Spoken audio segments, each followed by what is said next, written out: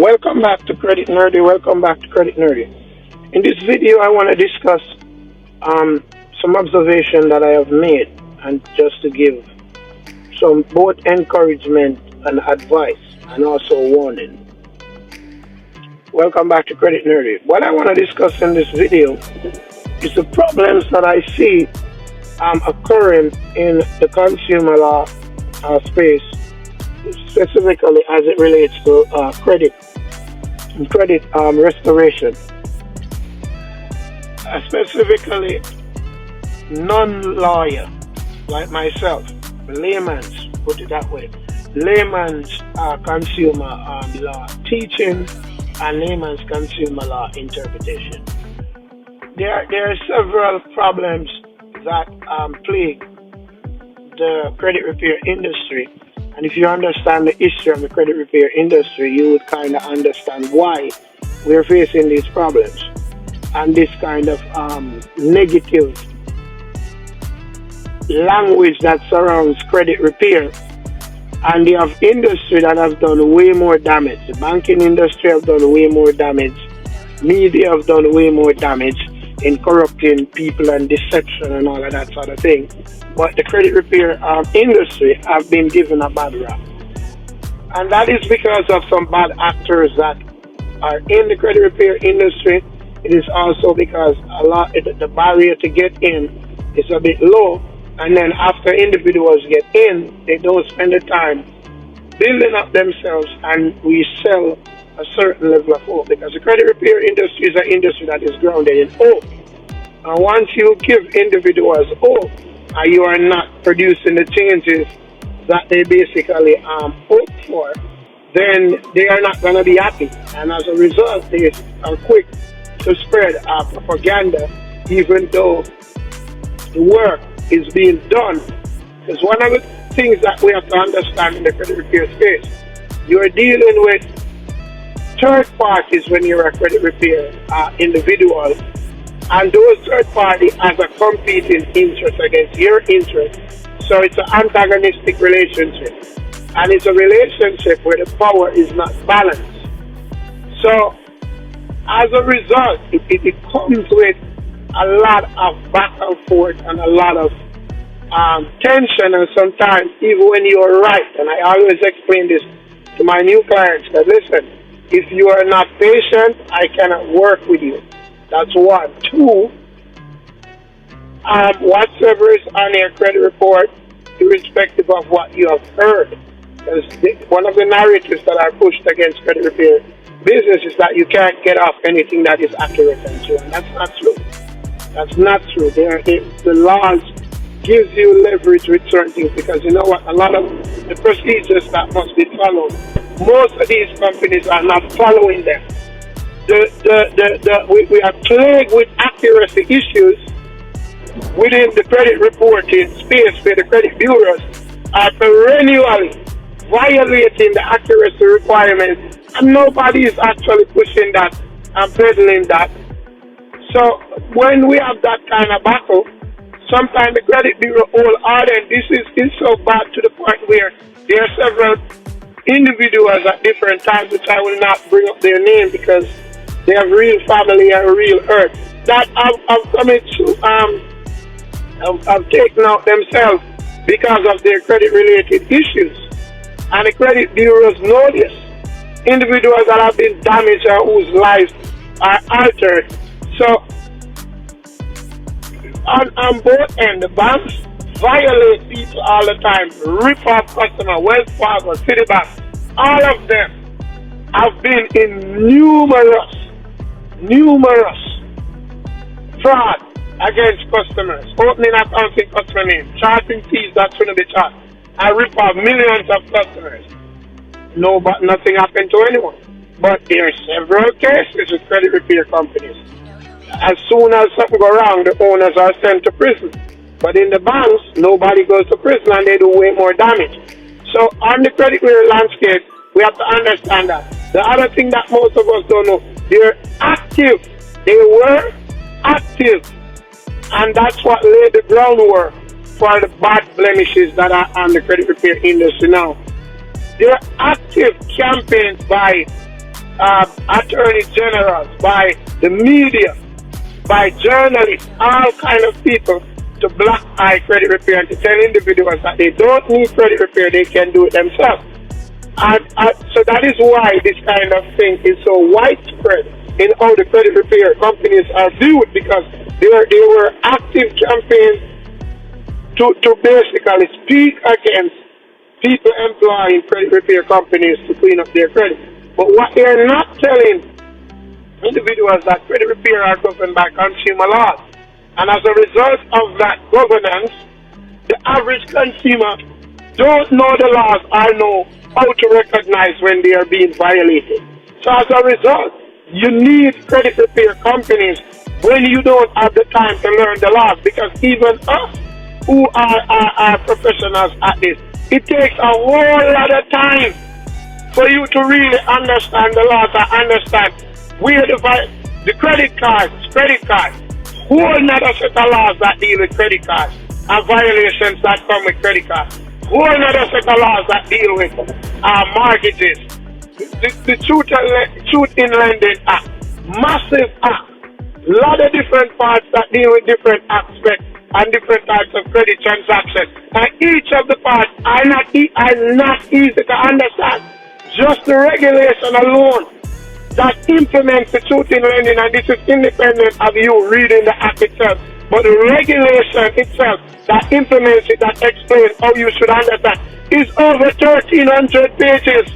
1,300 pages, and that is just one regulation Z.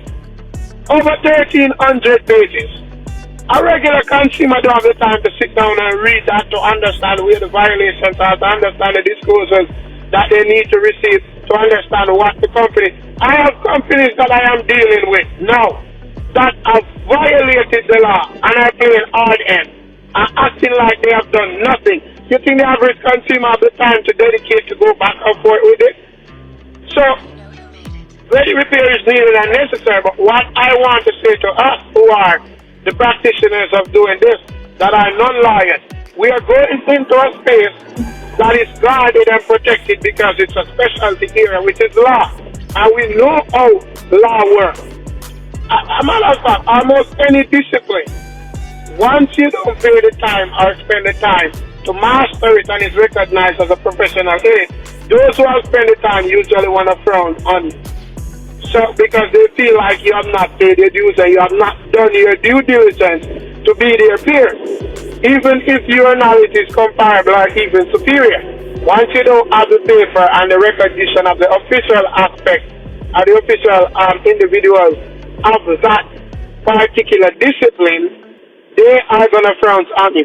So, knowing that, I am encouraging us. I am not bashing anyone.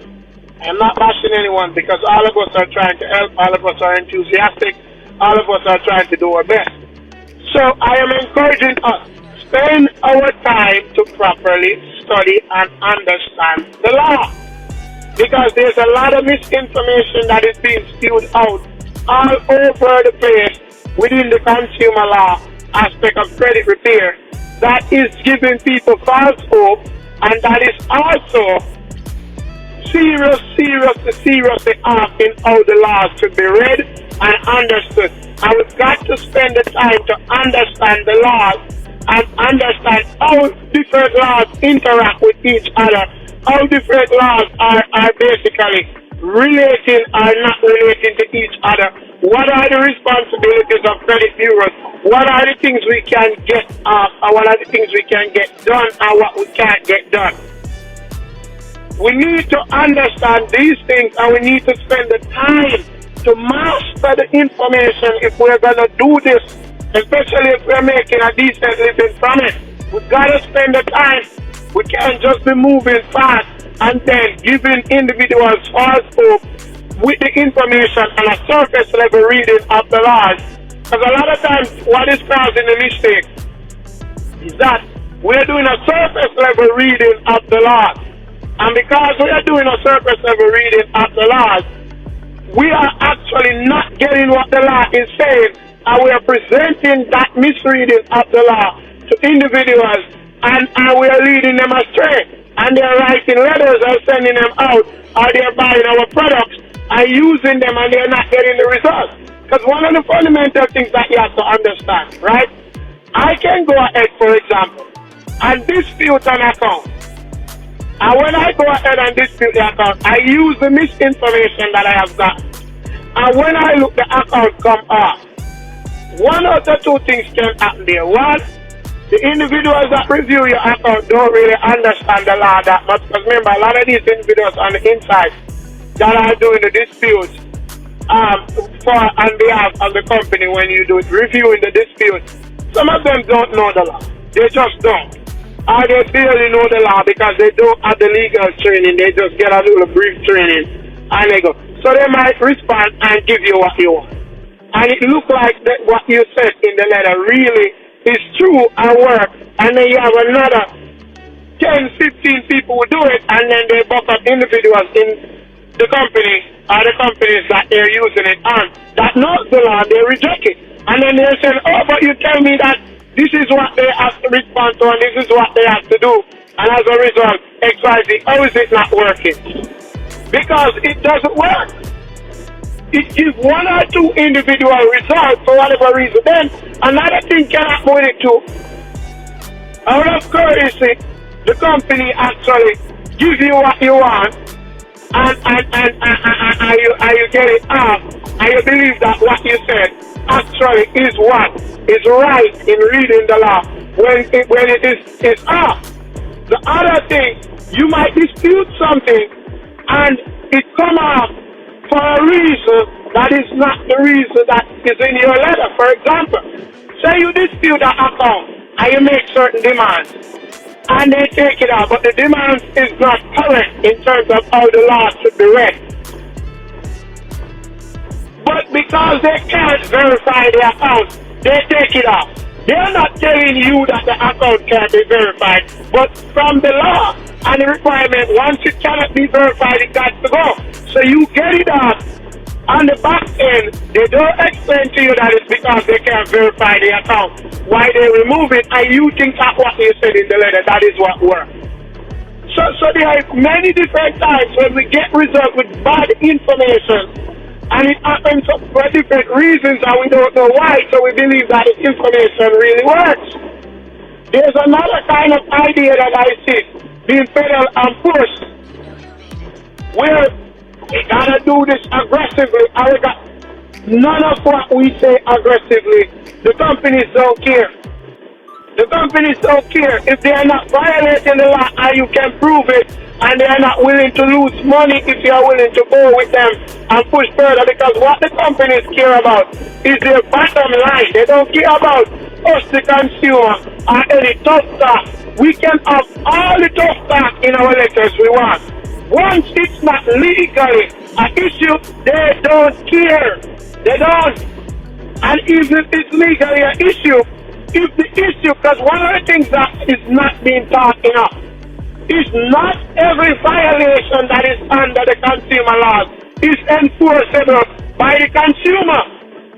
For example, and most individuals out there don't know this, and that is why I do a video, I hold a video on the channel where I said why your legal threat does not affect the companies that you send them to, or where you threaten them that you're gonna sue. They ignore you and come back and tell you, verify and tell you that you're not. Because there are certain aspects of the law that we cannot enforce. We don't have a private right of action. One example of this is, for example, if a furnish inaccurate information, right? You cannot outrightly sue the furnisher for the inaccurate information. What you can sue the furnisher for and piggyback off the inaccurate reporting is for them not doing a reasonable investigation that would have proven that if they had properly investigated, they would have seen that the information is inaccurate. You can't just outrightly sue them saying, I am suing you because you are reporting inaccurate. That aspect of the FCRA is only enforceable by the government, state attorney general, and the FCC or the CFPB. We don't have a private right of action to just sue outright to creditors, furnishers for inaccurate reporting because the law doesn't give us that private right of action. What it gives us the advantage to sue them for is if they have not conducted a reasonable investigation. So you would have to piggyback on the reasonable investigation clause and bring your case under that and then prove that the inaccuracy is there because it was not reasonably investigated. I have seen cases with individuals of identity theft.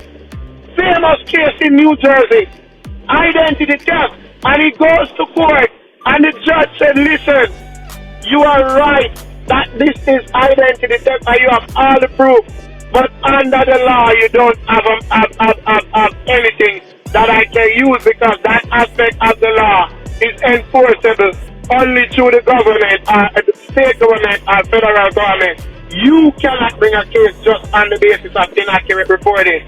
You would have to bring a case under the section that deals with reasonable investigation for the furnishers. So, when we are there and saying, oh, you gotta be forceful, you gotta go with this, and you gotta let them know if you cannot prove your case and the law actually gives you a private right of action, you're not gonna get anywhere. And they know that, especially if it goes to the legal department. The companies know this. So we can't sell people false hope and allow them to believe that every aspect of consumer law you can sue over. No, it's not every aspect. There are specific things that you can sue over. Also, one of the things that you have to understand, even if you actually have a case sometimes in terms of you being violated by issue, the credit bureaus in certain respects have qualified immunity that allow you not to be able to sue them for certain things all when they are wrong. You got to understand that. And we got to learn this and teach it to people so they know, and so that they know the areas. You can always go down the road of arbitration for any one of those things that I just pointed out. You can hit them with arbitration because it's a dispute. And a matter of fact, some of the credit bureaus have in their governing called like for example Equifax, that says that for FCRA matters you can't carry them to arbitration. So these guys are playing all kind of different games and we have to understand. But I don't listen to that. If I have a matter with Equifax, I'm gonna hit them up with the arbitration and don't care. And push the limit. And if they basically fight it, then we go to court.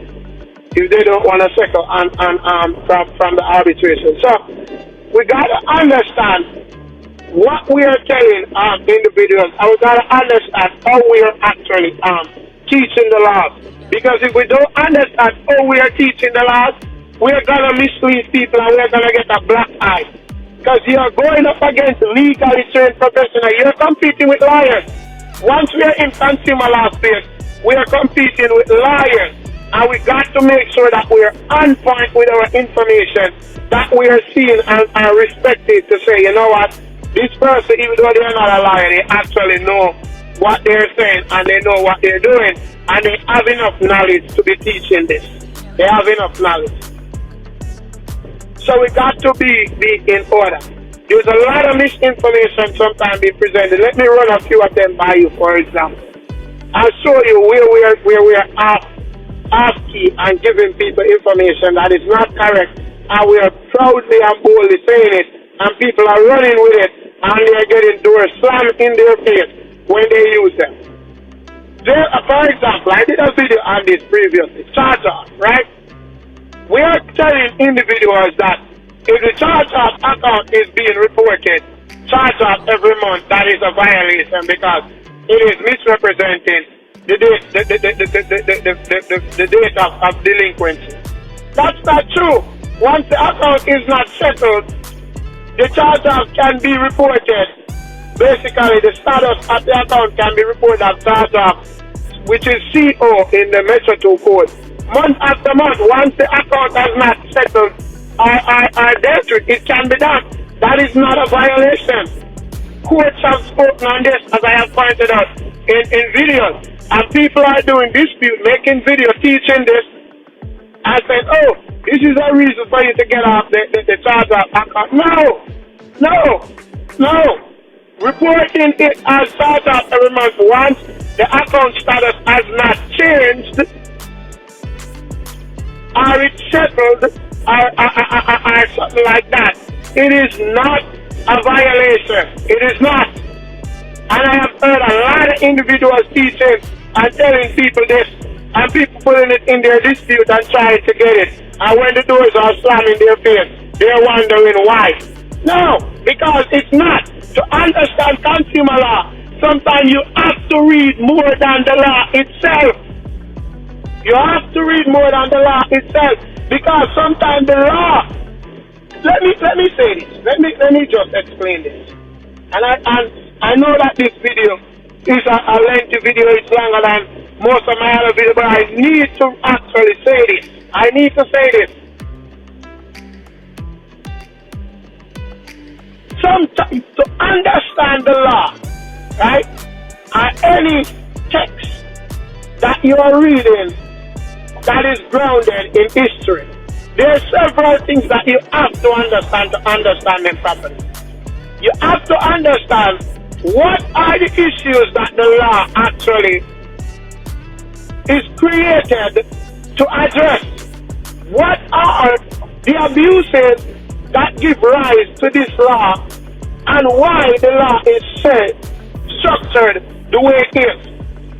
And then when you look at how the law addresses the issue, you gotta look at what are the components in the law that addresses this issue and how the law does it.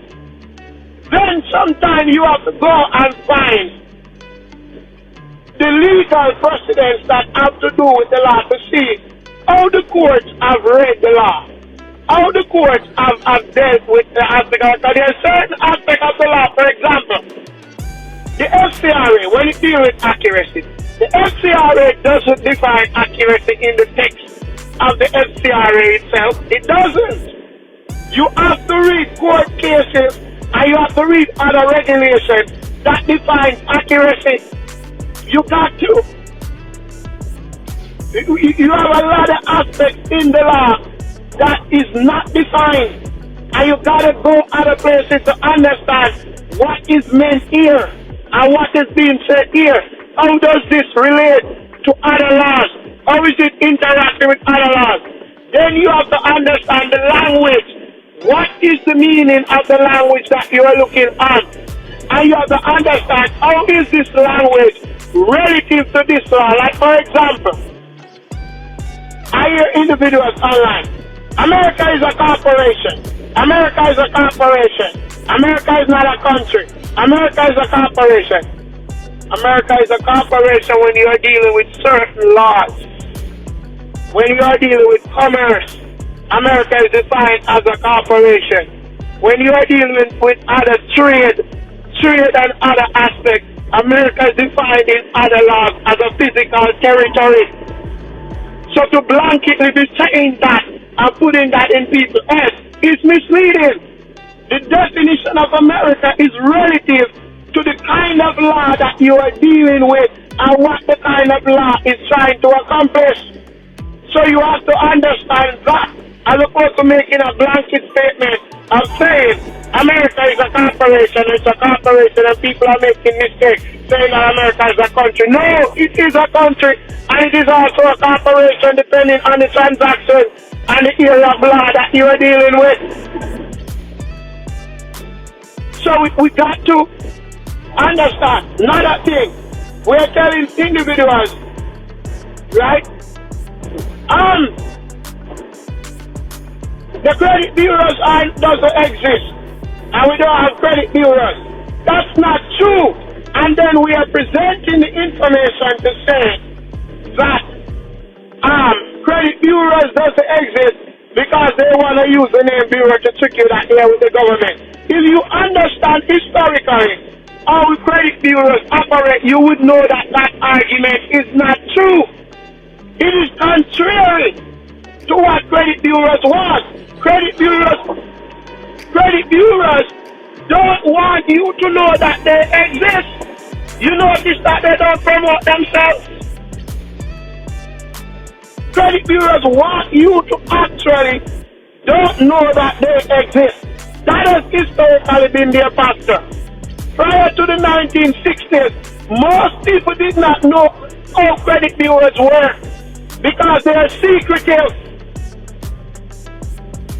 And credit bureaus exist before you had the FBI. And they were using the name bureaus before you had the FBI. So to make an argument to say that credit bureaus don't exist and they are actually telling you that they are bureaus because they want you to believe that they are with the government and that's why they give you that name. That's not true. Credit bureaus exist before the FBI. Credit bureaus came out of the mercantile agency's tradition that did reporting on the basis of merchants and extending credit through business. And then it leapfrogs into consumer. If you go back in the 60s, what we know today as Equifax and TransUnion and most of what they did was insurance consumer reporting. They weren't as big in the credit aspect. And you want credit bureaus to exist. You want them to exist. Because once you understand what credit bureaus do, you'll understand that certain disputes have to be done a certain way and it can get you deletion. Because certain accounts, once they are not credit accounts, they are not supposed to be on your credit report. So the reason why, and then we say, they don't exist because in the law, there's no such thing as credit bureau. No, you have to understand why the word credit bureau is not there. Let me address what I said earlier so I move on from that. The word bureau is not a government-created word. The word bureau is being used formally from in the 1600s. And it goes back to Greek and Latin and French. The word bureau, in its most basic meaning, means a repository of information. Someone who collects and stores information. That is why they have the name originally bureau. Because the word bureau, even media companies used to use the name bureau. Media companies used to use the name bureau. So when we are presenting to people and say, there's no such thing as credit bureau because see in the law. The reason why the name Consumer Reporting Agency is used in the law because the law is not just to govern consumer reporting agencies that collect credit information. You have all kind of consumer reporting agencies that doesn't have anything to do with credit. And because the law was built to address all of those entities, those who collect tenant information, that is not credit information, those who collect insurance information, those who collect employment information, those who collect check information, those who collect social media, and that is why you have the broad definition of what is a consumer report. That tells you that it deals on character, mode of living, and so on and so forth, because consumer reporting agencies are not just credit related. So the law used a word, consumer reporting agency, that would have covered all of the kind of entities that it is constructed to regulate. So that's why you don't have the word credit bureau in the FCRA or any of the law, because it was created to regulate institutions that collect more than credit data. Some of them don't even collect credit data. That is why the word consumer reporting agencies are used. And most of us go to the FCRA only believing that it's there to regulate credit reporting. No! It is there to report, to regulate all kind of consumer reporting. Check agencies, check systems that collect, for example, banking information on consumers. That is why it's a consumer report of a bearing on character, mode of living, credit worthiness, because it covers all of those sectors. And the word bureau was not chosen because they wanted to mimic the FBI. The word bureau is being used before the FBI exists. The FBI, if my memory serves me right, was instituted formally in 1908. Mercantile agencies go back to the 1800s. And the word bureau is being used from the 1600s. And then because it was used for those who collect information, that's why. Do you know that even in the early days of debt collection, some of the debt collection agencies used the word bureau? But the FDCP outlawed them using that because they were using it to trick people to let them believe that they were actually credit bureaus. You understand? Even the word credit bureau, credit reporting agency, and all of that, in the most technical aspect of it, those things meant different things in the 60s and 70s. You understand? The credit bureaus operated in secrecy. People couldn't get their information from them, and they didn't want you to know that. Then we have other information that we are presenting that is just not true. For another one, we are telling people that if the creditor share our information with the credit bureau, we are selling letters and things like these, and people are buying these, and it is misleading and not true. We are telling individuals that if we individuals, for example, creditors, share our information with credit bureaus without us giving them consent to do so, it is aggravated identity theft. That's not true. That is not true. Once you have established a relationship with the creditors, they have a permissible purpose to share your information with credit bureaus. When we are trying to use 1028A that deals with criminal prosecution for aggravated identity theft. And if you read the section carefully, down by the bottom, it references the Graham Leach Bailey Act and tell you that the only time you can classify it as aggravated identity theft if your information is used, because that section is dealing with more than just your personal credit data. It tells you that section is subject to the Graham Leach Bailey Act, and if your information is moved, only if it is used to commit fraud and under pretension for fraud and things like that, that's when it becomes aggravated identity. If a creditor share your information with a credit bureau, that's not aggravated identity theft. And once you actually establish a credit relationship with a creditor under the GLBA, they can share your information.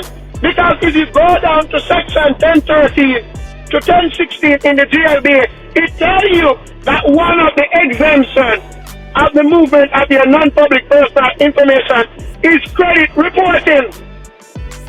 You know who was there when the hearings were being done and the discussions was being done for the GLBA to be enacted?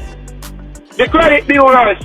And they fight and argue their case to be exempted under the privacy requirement of the moving of transaction and experience non-public personal information. And they got it, just like how they actually argued in the FCRA for them to continue to benefit from the common law qualified immunity clause that allow you not to be able to sue them for defamation and things like that unless there is malice. That sort of information, when it is moved, the most you can get out of it once it is not used for something fraudulent or illegal where your personal information, it might be an invasion of privacy, but not aggravated identity once it was not used for fraud. And the company used the information in their ordinary course of business and their regular course of operation. It's not fraud. And we are telling people this, and they're writing letters saying this, and that's not true. And we are reading the laws incorrect. Aggravated identity theft under 1028A It references the Graham Reach Bailey Act and tell you how you should understand that law against the Graham Reach Bailey Act, the privacy requirements. And another one, we read the FCRA in the opening where it says transaction and experiences are excluded. I will read that to say that our payment history and late payment and all of that doesn't exist because our transaction and experience is excluded. That's not true. That is a wrong reading of the law. That aspect of the FCRA, matter of fact, is not even dealing with non-public personal information as it relates to third party.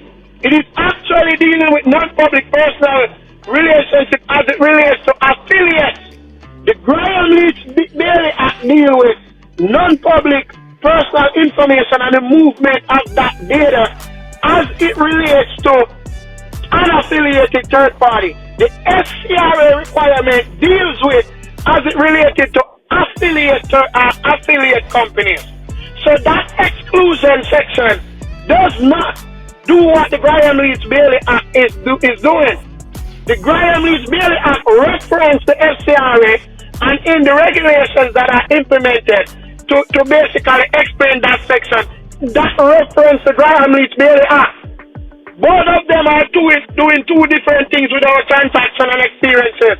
The Graham Leach Bailey Act is for unaffiliated third parties that regulate the movement of your data among them. The FCRA regulates the movement of your data within companies that are related by common ownership. And when the law says exclusion there, it is not saying that that sort of information is excluded from your consumer report. Let me explain to you what it's doing there. It is not telling you, right, when it says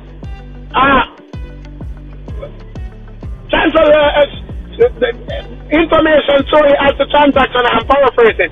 Information sorry as the transaction and experiences are excluded from our consumer report. And then we take that and say, see the word for exclusion. So as a result of exclusion, it means it's not a fact. No, you miss what the law is doing right there. The law there is not telling you, the FCRA right there is not telling you what is in a consumer report. It is telling you what is a consumer report. Let me say that again and explain to you. It is not telling you what kind of information can be put in a consumer report. It is actually telling you what kind of information must be understood as a consumer report. And that there gives you a whole different ball game to play with where you understand what is going on with that. And what it is saying is that transaction and experiences, once it is shared by a company that you have established a relationship with that have a permissible purpose, if that company share your transaction and experiences, it is not a consumer report. So therefore, it is not subjected to the restriction that comes with the movement of consumer report, where they need your permissible purpose to do that. That is actually what it is saying, which turns upside down the idea that we're giving people that they can't share it because it is excluded. No, the law is actually telling you that because it is not a consumer report, when they share the transaction and experience that is grounded within their experience with you, the consumer, you can't stop them from sharing it. This might sound crazy. Go and do your homework and read the laws and you will see it. Once they have a permissible purpose and you and them have established a relationship, you can understand how you could use the Graham Leach Bailey Act to get them to do that. You'd have to negotiate with them and they agree with you and say, all right, I want to honor your privacy. I want to honor your privacy in terms of your transaction and experience. If the consumer, if the creditor shares information that is beyond their transaction and experiences with you, that comes from a third party, then that's when that sharing becomes a consumer report. Because a creditor can become a consumer reporting agency if it does certain things. A debt collector can become a consumer reporting agency if they do certain things. And once they do those things, then the debt collector is subjected to the permissible purpose and the Graham-Leach-Bailey Act and the movement of that data. Because the credit bureaus are subjected to the Graham-Leach-Bailey Act. If you look at FTC versus TransUnion, that's what the FTC bashing TransUnion over and destroy them in court by them selling the personal identifying information, our name and social and other stuff to their client. And the FTC went ahead and defined them as a financial institution as it is defined in the Banking Act that is buried within the Graham-Leach-Bailey Act, and then get TransUnion to stop selling that information because it's subject to it. So once a credit bureau gets your information, that information is now subjected to the movement that is under the right to privacy under the Graham-Leach-Bailey Act. And once there is no permissible purpose, they can't move your information. That's how you can use the Graham-Leach-Bailey Act. But where the creditor is concerned, once you want to establish a relationship and it is in their ordinary course of business, once they have given you the Graham-Leach-Bailey Act disclosures and tell you that these are the information that we share, these are the people that we share them with, these are the information that you can stop us from sharing, and these are the ones that you can't stop. You can't do anything. You can negotiate with them, yes, and get them to respect your privacy, and if they choose to, because the sharing of credit information is voluntary. It's not mandatory, even the permissible purpose, and that's why it's called permissible purpose. It is permissible. Once they require your consumer report from a credit bureau, the credit bureau don't have to share it. That's why it's called permissible. It is not absolutely mandatory that they have to give up their information. These are some of the misinformation, among many others, that are basically being circulated in the space that is not good, and it is running individuals into a wall when they try to get results and they're not getting it. And they use some of this information and sometimes get results. And then after they get the results, they're realizing that, oh, I'm trying it again, it's not working. No, you might get the result for one reason and not the reason that you thought. Like another practice that the credit bureaus do, right? You dispute something and the 30 days winding out, and they delete it out because they don't want to violate the clause. And most of us don't even know that they do this. Because they don't want to violate the clause of the 30-day dispute requirement, they delete the information and wait until the creditor update the information. Then they just carry it back and put it back on the credit report. And they do that because they want to escape. So you might send in something and believe what you send in works. And say, yes, it works. See, they delete it. And then only to see the account come back. Because what they did, they pull a fast one on us in order to make sure that they meet the requirement of the 30-day requirement and delete all the information and carry it right back. And they say this. They say this that they do it. So sometimes you get results and you think that it's for the reason that you put when it's not. So that's why sometimes we present misinformation and one or two people it work. And then when others see it not work and they're complaining, we say, oh, you are just not doing it the right way when the information is just not correct. I will finish here. This is a 40-minute video. I never intend to go this long. I hope that this is helpful. This is just an encouragement to us who are in the consumer law space. Let us study more. Let us do deeper study. Let us present better information. And let us get better information to present. We have to deepen our understanding to really help the public, especially when we are not formally trained and you have a disadvantage and a prejudice against you because you are not formally trained. We got to present the best information so we can help our clients and so that we can help consumers. I hope that this is helpful and no one see it as an attack or anything. It is just for me to correct that. The other one that usually comes up is charge-off. Charge-off is income, so it's not supposed to be on a credit report. That's not true. Charge-off is income technically for tax purposes and accounting purposes. The courts have ruled, I have mentioned this in different videos.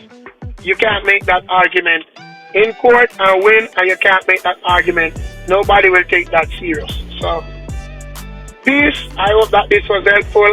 Let's be encouraged. Let us keep studying. Let us do our research properly. Blessings.